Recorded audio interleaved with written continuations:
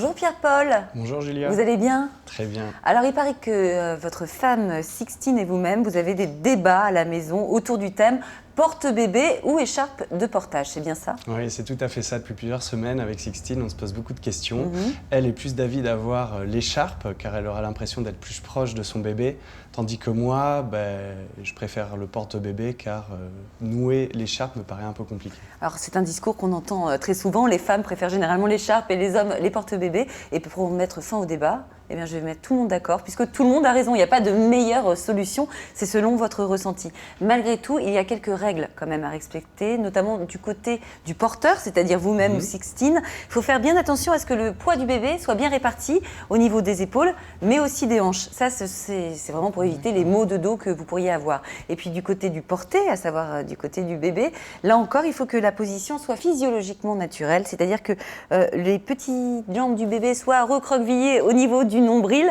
avec la colonne vertébrale en forme de C. C'est la position dite de la grenouille. Mais encore une fois, écharpe de portage ou porte-bébé, c'est kiff-kiff, c'est selon votre ressenti.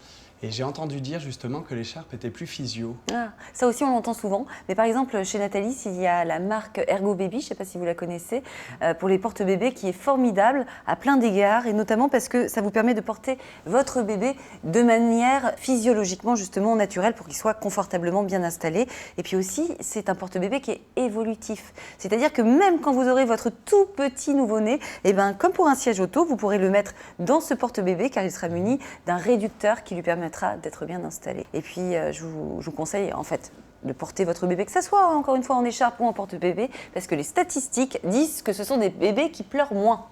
Après, voyez ce que vous voulez faire avec votre femme Sixtine, mais c'est une info que je vous donne. C'est très clair, merci beaucoup Julia.